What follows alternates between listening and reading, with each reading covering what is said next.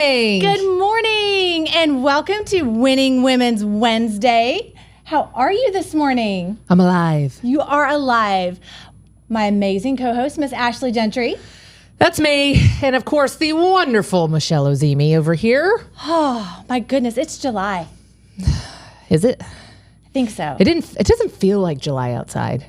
No, outside, it most certainly does not, Yeah. which is a little frustrating. I know. It's not frustrating. It's just weird. It's weird. I know. Yeah. But like I went to the pool yesterday, as I do, because I have to get some fresh air before I, kill the masses. Right. That's the key. Got it.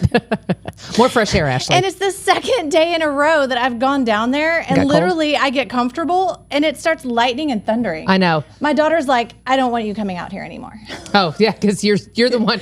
Are you like goddess of thunder or something? She's like, you're ruining this for me. She's trying to get her tan on, her little cute self before we head to California next week. And she's kind of like your coloring, so it's not really working. Oh, was that there's self tanner for that. So yeah. She and a more natural one if she would like to know, so she doesn't permeate her skin barrier with chemicals. Yes, she's very much into all of those things. Okay. So I found a really good one. Oh, good. Yeah. Good. But you're not tan. Oh, I don't use it often. Okay. So okay, fair enough. I'd be a horrible spokesperson for it. But when I do use it, people are like, "What's different about you?" Oh, I have color. I'm no longer on the ghost scale. Yes. So it's wonderful. Yeah. No, I do love a good tan. I know you do. I do. That's fine. do. But yeah, the rain and everything these last few days has been a little frustrating. Well, there was a nice breeze though last night. It was. I do like that piece. I do like that piece of it. Not sweating every time I have to walk the dog. That's nice. Mm-hmm. How was your 4th? Well, there's a lot going on, and I don't really want to talk about it because I don't get sad again. It was really bad. That's fair. There is, There's a lot going on. Definitely thoughts and prayers to all of those affected by that horrible tragedy. Yeah, it's horrific. It is horrific. So yeah, we'll move on. Okay, but we are what this does mark. I know what this does mark though is we're like halfway through the year. We are halfway through the year. I saw somebody post and said, "Do you realize July 2nd we are closer to 2050 than we are to 2025, My son 2020 called me to share that with me. 2000?" I can't even talk. Yes. Yeah. My son called me and let me know that. Wow, that's terrifying, isn't it? Like, there's just something weird about that. I know. Like, I feel like when I was a kid, I watched TV shows and read books about how, like, the robots would be invading by 2050, right? We would have more of, like, the Jetsons stuff. Right. Like Rosie the Robot. Right. It's not there yet. I still have Reese. Hold on. Reese the helper. Do you not watch my Facebook posts where they, like, all over Uptown, there's these weird little things I know, but delivering? those weird little things aren't cleaning my house, though. No, but I bet they could. I bet we're close. Okay. I bet we're close. Okay. Elon's going to make it happen. All right, we'll see. So Jeff Bezos is too busy with his wedding. So $50 million. Oh my gosh. I can't even imagine. I guess That's insane. I know, but what's money when you have it? I guess, but I can't, like, I've tried to wrap my brain around, like, what did you do for $50 million in a weekend? I know he did donate a lot of money to Venice, where he had the wedding. So I don't know if that was included in it. Yeah, probably to they kind of hate him. So there's that. It's like the Olympics. You have to like put money into the territory that you're going into. Yeah, so, I know. I don't know. I could probably spend some money if I needed to. But I definitely can. Okay, moving on. But I have to have money to spend money. So we're halfway through the year. Here we are. We're halfway through the year. How has real estate been for you? It's I'm very busy. I am in no way, shape, or form like suffering from like my financial goal portion of it. Okay. Which is a blessing, but again, it goes back to I have set the foundational pieces for years so I could weather this storm. Yes. Right. Yes. But there, like I talk about all the time, every deal has every situation has some distress level to it. Yes. And I'm exhausted, and I'm also trying to be healthier. So, drinking vodka every night is just not, it's not going to help. So I'm trying to figure out other ways to work through that. Thank you. Thank you. The great, wonderful Oz said, "Are you sure?" No, I mean, it's totally She's not fine. sure. She's not sure. So there's been a rampant amount of pickleball. Yes, Kyle Harris did validate that when I was with him yesterday. Oh, okay. Yes. He said, I often see you with Ashley at pickleball. I think he's only seen me one other time. Okay. But he said that... You mean Kyle Paris? Yes, what did I say? Kyle Harris. No, Kyle Paris. Yeah. Oh, okay, got it. I was like, who is this other mythical creature? No, but that plays pickleball. He did concur that you are quite the pickleballer. Yeah, it's great for the soul and everything else, but. Yeah. I will just say it's hard because, I think the biggest level of distress is the emotional distress that you're dealing with people. And some are not, it doesn't mean they're financially in a bad spot. It doesn't mean that their family is in distress. It just means that the reality of the marketplace is very, very different and it's not a happy one. And so when you're consistently having to work through how you're going to transact real estate in this type of marketplace, it takes a lot out of you. Well, I think, right or wrong, like it or not, our industry takes on kind of what's going on in the rest of the world. It does. So the economy, just the nature of what's going on throughout the United States really impacts the attitude of our buyers and sellers. Well, real estate makes the world go round. There's nothing it doesn't touch. And that's what people don't understand. Transactions don't just mean realtors make money. I think, what do they say? Like the average, the gross amount that's generated per transaction is like upwards of like $100,000 to $200,000 because of all the other things that happen, the domino effects that go through that in multiple industries and construction and development and impacts to cities and all that other stuff. And you're just like, it's all on our shoulders. Absolutely. Yeah. And so we take the hits, and it makes it very, very difficult. And so what's important with that, I think, is we have to set boundaries. Oh, and Michelle, that's what is that? And that's the thing. And that's what I'm finding with so many of my coaching clients is they're not setting those boundaries. I know. They're on the phone with their clients because they don't have as many clients as they would like to have. Right. So they're kind of just taking They're feeding the beast. They're feeding the beast because they're taking the calls at 9 o'clock at night. That's not reasonable. No. There is no industry where you can call your professional provider at 9 o'clock in the evening. I'd love to see. Let me call my doctor. Yeah, I was going to say your doctor or attorney or somebody else or CPA. Yes. I want to know how you're going to get me out of this mess. Yes. Right. Or even like a personal shopper. There's no industry where you can just pick up the phone. Well, I don't know. My Target personal shopper does work at 9 o'clock at night. Well, that's fair. Yeah. That's fair. But you have to go to her. Yeah. No, I get what you're saying though. Yes. And I think that's the hard part. And I had a rough day yesterday. I had a situation where it's difficult to put boundaries in place, and I went home feeling like a shell of a human. Yes. And 2 inches tall, and now we get to do it all over again. Surprise! Yes. New day, new set of problems. But again, I would say thank you for being an outlet for me because I was able to call you, and I love the fact that you were like, I'd love to console you, but all I want to do is go punch that person. Exactly. Sometimes validation is required, and it's accurate. So. And then you can be in your feelings for 5 seconds, and then you got to move on because you don't want to miss out on new opportunity. You don't want to miss out on new opportunity. And the longer you wallow in your despair, we'll say that, the longer you wallow in your despair, the less time you spend on the action steps that you need to take to move forward. Yeah. And it's not healthy. It's not healthy. Or productive. And what ends up happening with most people is one day turns into a week, turns into a month, and the next thing you know, you haven't completed any action steps to move the ball forward. Oh gosh, it's like you've heard or seen that before. Maybe a couple times. Every day. A couple times. Yeah. Yeah, it's interesting. So so what we want to talk about today is a mid-year review. Okay. And a mid-year review is a little bit different from your typical quarterly reviews because here we are, we're halfway through the year. We've really seen not only what we've accomplished and what we've honestly done, like it's a little bit more of an honest picture. Okay. Because you've got the things that you've done and the things that you've accomplished, but you also have to take a look at the environmental factors. Yeah. Because I don't think any of us truly expected this year to be quite the way it's been. What did you expect? I'm trying. When you said that, I was trying to get reflective for a moment. What did you expect? I went into the year, I think, cautiously optimistic. I think we all thought interest rates would come down just a smidge. A smidge, yes. A smidge, not a lot. But so the statistics for the year started that the year was going to increase, like our real estate transactions would increase by 12.5%. Yeah, that's not happened. No. By February, they had adjusted that to 3%. And I don't know what it is now. but clearly Go call your mom and cry in a corner. Yeah, percent? Go call your mom, cry in a corner percent. Okay, got so you like only if your mom's nice though. Don't call your mom if she's mean. You can call my mom. Don't call my dad. You can call my mom. Okay.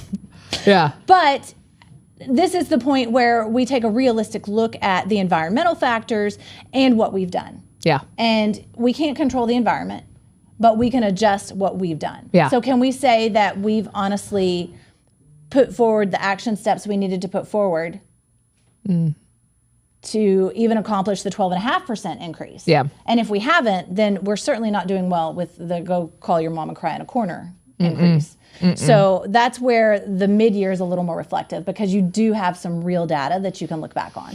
And I think there's a level of acceptance, of understanding. I mean, right with the grief cycles, we're in the acceptance phase of the program. It's just tears. It's just serious. Like, no matter what you say, your house is not impervious to this market. Now, I will say this: there are a handful of exceptions. The listing appointment I went on for 3 hours last week, like it just, I couldn't get through. Oh, I have one though. I have the house is on the market and he's data driven. It's the same one that was asking me to, like, let's connect the metrics of what I do performance wise to some KPIs. Yes. And I'm like, okay.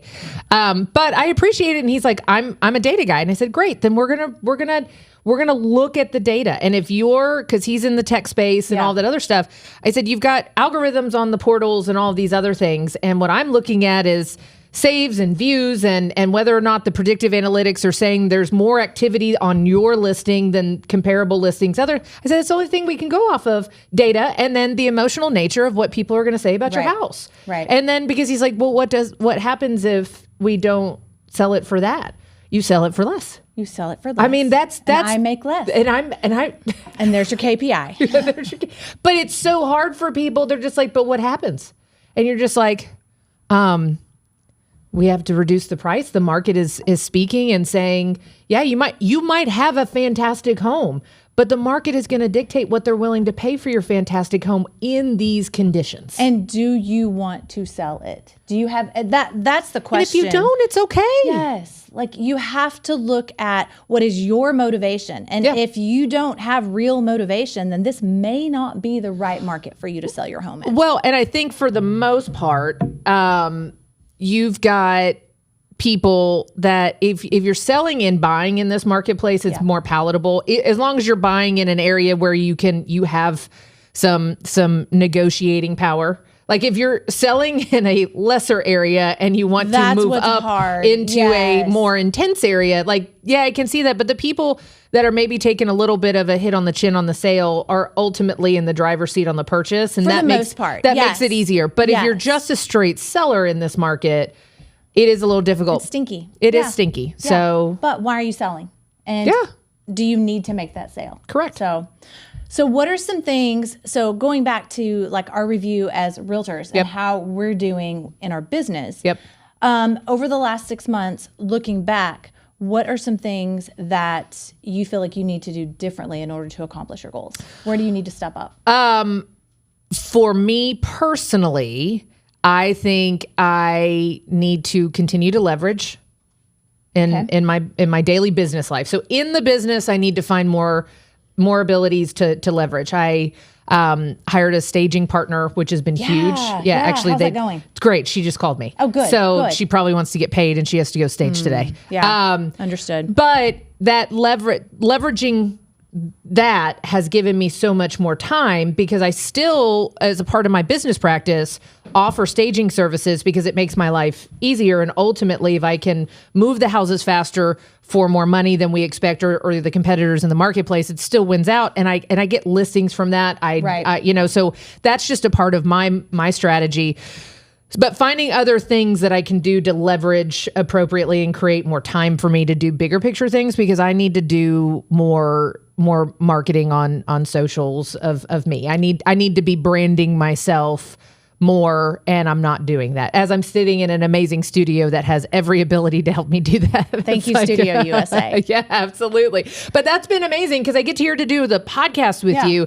And if we didn't do these podcasts, and I do one for the association as well, and put out videos, and those videos get redistributed. So people are still seeing me everywhere, but I'm not leaning into my own personal brand. And that's my next level. So for our audience, that's one of the questions that they need to look at for themselves is how are you branding yourself in this season? Mm-hmm. And are there additional steps you need to take? Because as our transactions are fewer for most people and more challenging, then you need to take the opportunity and the free time that you have to really work on your marketing and branding so that when the market does shift, more people are looking for you. But that's the hard part, right? Yeah. It's like when it's slower, that's your opportunity to really dig down and to do the business building things. Yes. But nobody wants to do it when it's slower because they're mad. They're mad and they're tired. Yes. And but that is when you need to do it. Within Momentum right now, one of the things I'm having everyone do, and it's so simple, and no one's doing it, except for a couple. Go in and block your calendar 1 hour a day that you're working. Like look at your calendar. What days are you working? Because I know people are taking vacation. Lots of vacations right now. I know. I can't wait. I leave for Coronado next week. Oh my God. We just backed our flight up one day because I just want to get there. Yep. I'm so ready. It's a crappy flight too. Yeah. It's on Frontier. Oh, no, ma'am. Okay. Well, I hope you wear all of your clothes on your body on your flight. That's pull a Joey from Friends. Okay. Yes. Yes. Yes. Yeah. Yes. Oh my gosh. And they were so expensive. Yeah. But anyway, so what I've challenged them to do is go in and look at the days that you're working, 21 days, and schedule 1 hour of lead gen. The best I've gotten out of my people, because we all need accountability. Like and then as realtors and entrepreneurs, we try to be so defiant about everything. Like no one's going to tell me what to do. So the best I've gotten is one person has gone in and she's scheduled the 21 hours, but she hasn't actually done anything with them. See, that would be me. I never schedule it, but I know I'm exceeding the 21 hours. Yeah. It's just not getting scheduled. It's 21 hours, 1 hour a day of lead gen. Yeah. And then I have given them the action steps. This is what I want you to do for 1 hour every day to help move the ball forward. Whether it's marketing, whether it's texting clients, like things that you can do that will actually create some interaction. Yeah. So people know you're not a secret agent. You know, and here's the thing that I'm really reflective of because, you know, we see there's so many different types of realtors and agents out there, right? And sometimes you go, who are their clients? And then often I'm reminded there's a client for everyone, right? There's a client base for everybody. Yes. But if it is just showing up, as Rick says, and suiting up and doing what you need to do every single day. Every single day, even just for a little bit. Even just for a little bit. That 1 hour is all I'm trying to get out of people. It's just creating that energy flow that's positioning you because ultimately your vibe attacks your vibe attacks your tribe. That too. That's look. That's what's next. My vibe does attack my tribe. But if that energy starts to radiate about you and opens you up and people go like, I want to go talk to that person, right? But you've got to create that momentum. Right? Good one. See what I did there? You did. Yeah. You did. But you've got to, I know, fist bump. Okay, cool. But don't we have to, here. That's what we used to do. Okay. Yeah. We did? Maybe. Okay. I was the cool kids and I wasn't really cool. Oh, I wasn't in that room. Okay, got it. We weren't in those rooms. That's fine. But no, so I agree. What's next? Okay, so what's next? What relationships with either a client, a colleague, or a mentor has had the most unexpected impact on your business this year? Negative or positive? Either way, negative or positive. Okay. I think let's go with positive. I was about to say, let's go with positive. We're on the air and we're live, so let's go with positive. Yeah, I think that would be the best thing. You know, it's interesting. There hasn't been one particular, I think, person. What I will say is the environments that I'm putting myself in have created opportunity that I have not seen before. And I think that's what's been so exciting. Yeah. And not knowing what those relationships are going to turn into. I mean, just making connections with people and developing relationships ultimately doesn't mean that there's going to be a binary transaction that comes out of it with that person. No. But that relationship could then foundationally build something else that creates a referral opportunity for you or business. And I think I'm really thinking more big picture, holistic right now in the environments that I'm in. And in turn, the byproduct is I'm getting transactions, which put money in the bank account. Absolutely.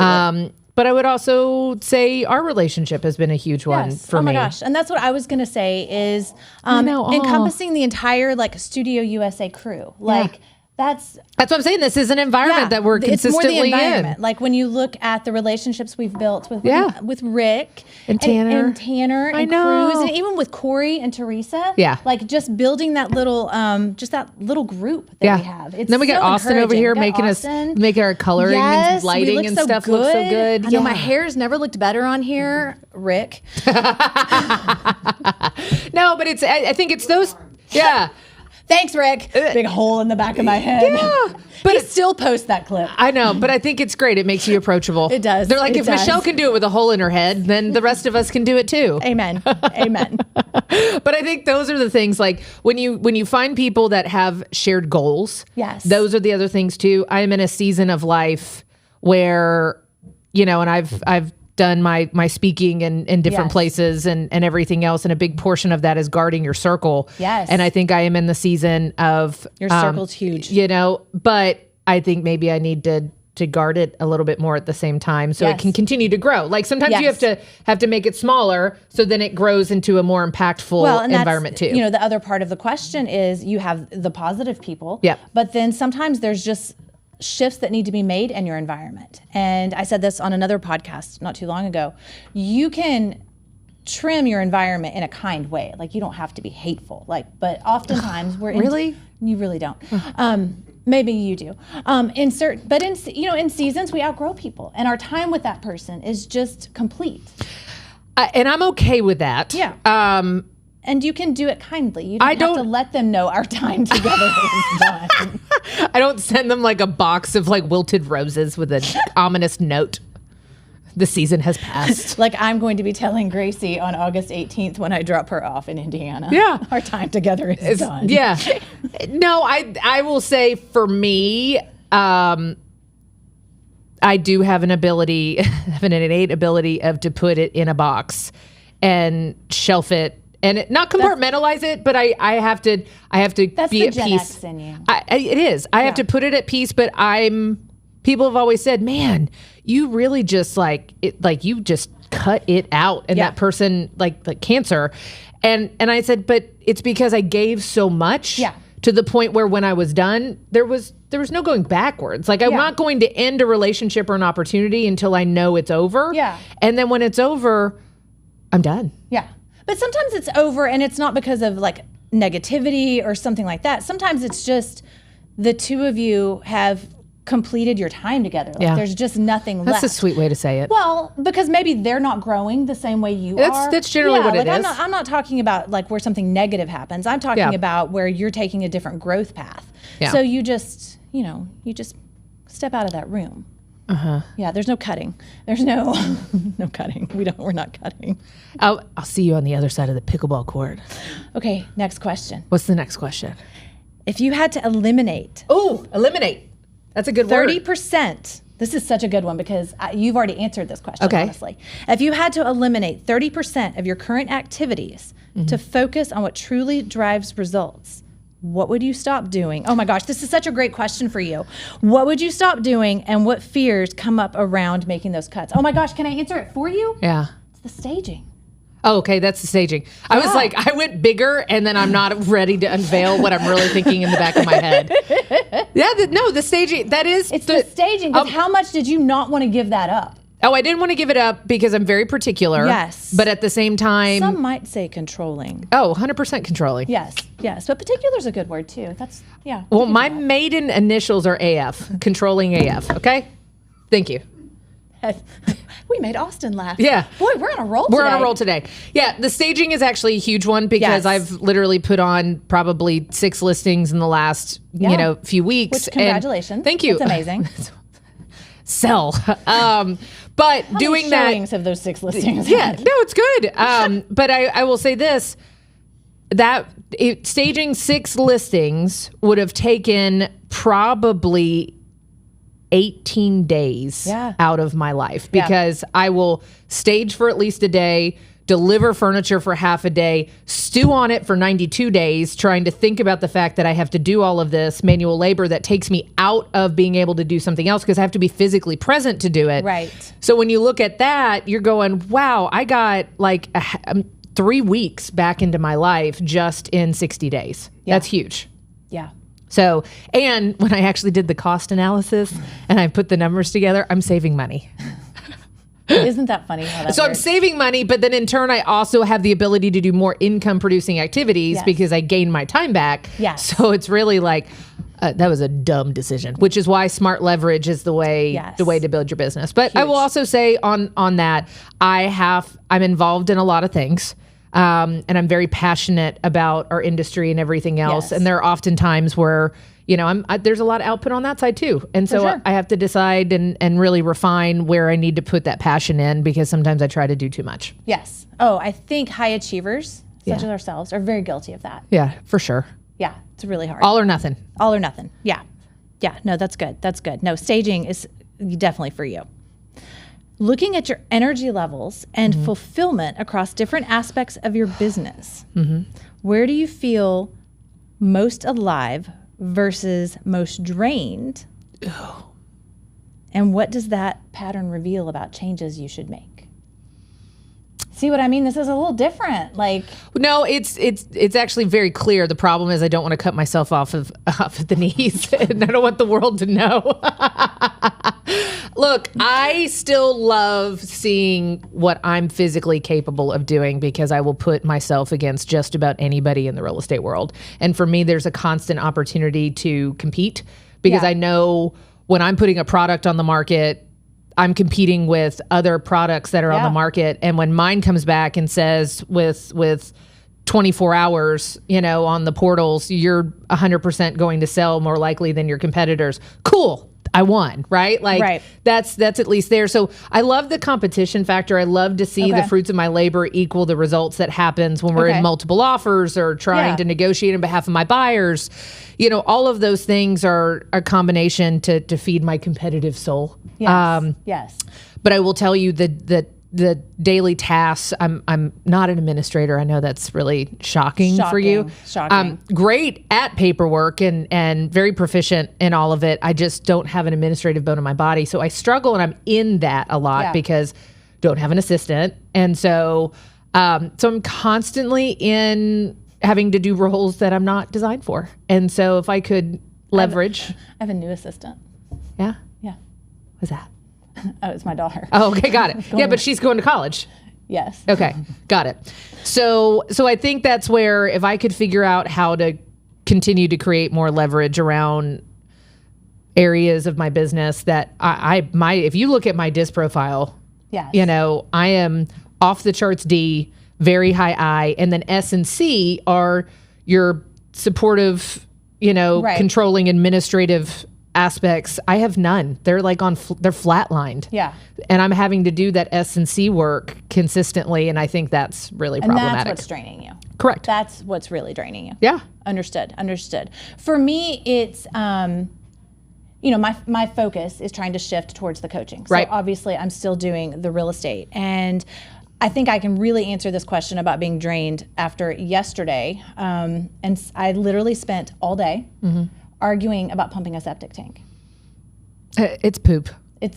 You argued about poop all day. Yes, somebody else's poop. Not even your own poop. And it's $540 to have it pumped. Okay, we're talking about a buy and sell transaction that gets the sellers closer to their daughter who just got married and some forthcoming grandchildren. Okay.